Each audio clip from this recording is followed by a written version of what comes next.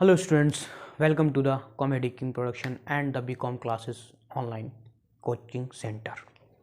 आप सभी का मेरी इस वीडियो में बहुत बहुत स्वागत है। इससे पहले भी हम बहुत सारी वीडियोस आपको ऑडिटिंग पर दे चुके हैं। ये हम ऑडिटिंग का एक नया चैप्टर स्टार्ट कर रहे हैं जिसका है आंतरिक नियंत्रण।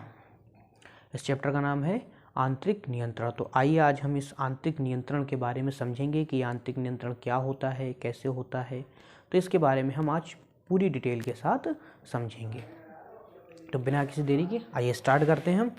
तो हमारा जो टॉपिक है वो आंतरिक नियंत्रण। आंतरिक नियंत्रण होता क्या है ये समझते हैं। तो आंतरिक नियंत्रण को समझने के लिए मैंने एक डेफिनेशन लिखी है, थोड़ी मैंने बड़ी डेफिनेशन इस बार लिखी है ताकि आपको बहुत ही अच्छे से आपको ये आंतरिक नियंत्रण आपको समझ में आ जाए। तो आइए आंतरिक नियंत्रण को समझते हैं। तो सबसे पहले आंतरिक नियंत्रण होता क्या है। कह रहा है सभी प्रकार के नियंत्रण, मतलब कंपनी में जितने प्रकार की नियंत्रण किए जाते हैं, जिस जिस चीज़ों पर नियंत्रण, सभी प्रकार के नियंत्रण जो संस्था में, किसी भी संस्था में, कंपनी में, सभी प्रकार के नियंत्रण जो किसी संस्था में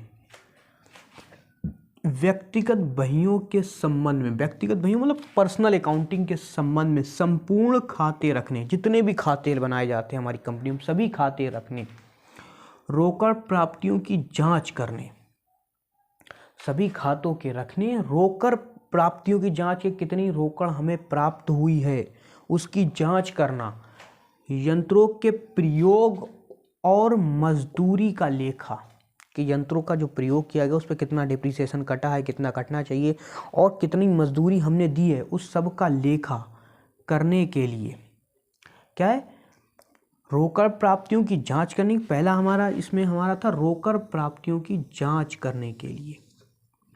दूसरा था यंत्रों की का प्रयोग और मजदूरी भुगतान के लिए। दूसरा क्या था, यंत्रों का प्रयोग और मजदूरी भुगतान के लिए। तीसरा है समय का लेखा करने वाली घड़ियों, इस समय का जो लेखा टाइमिंग लगी होती है किसी किसी कंपनियों में, तो उसका समय का लेखा करने की घड़ियों आदि में प्रयोग के लिए अपनाए जाते हैं वही आंतरिक नियंत्रण। इन सब चीज़ों के लिए जिसका को अपनाया जाता है वही आंतरिक नियंत्रण। तो आंतरिक नियंत्रण क्या होता है, किसके लिए अपनाया जाता है, रोकड़ बहियों की जांच करने के लिए, रोकड़ प्राप्तियों की जांच करने के लिए, यंत्रों का प्रयोग और उस पर भुगतान की गई मजदूरी का लेखा करने के लिए, समय वाली घड़ियों आदि के लिए जो अपनाए जाते हैं वही हमारे आंतरिक नियंत्रण कहलाते हैं।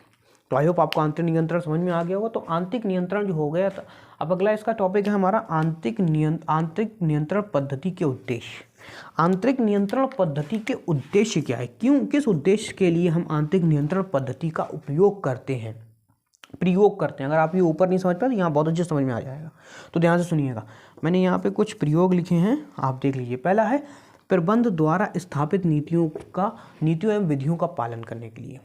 आंतरिक नियंत्रण क्यों किया जाता है, ताकि ये देखा जा सके कि प्रबंध ने यानी मैनेजमेंट में जो नीतियां बनाई हैं, जो विधियां बनाई हैं कंपनी के हित के लिए, क्या उसका प्रयोग किया जा रहा है, क्या उसका उपयोग किया जा रहा है, या सब बांध बूंद के रख दी है बस अपने जिसका जो मन हो रहा है वैसा काम कर रहा है कंपनी में। तो सारी नीतियाँ जो लगाई गई हैं वो क्या प्रयोग में आ रही हैं, जितनी विधियाँ लगाई गई हैं कंपनी के संचालकों द्वारा, प्रबंधक द्वारा, मैनेजमेंट द्वारा, क्या वो सभी कार्य कर रही हैं। अगला है संपत्तियों की सुरक्षा के लिए, संपत्ति जितनी हमारी क्या वो उसको सुरक्षित बनाए रखने के लिए, छल कपट से रोकने के लिए और बाकी सारी चीज़ों से रोकने के लिए हम आंतरिक नियंत्रण का प्रयोग करते हैं।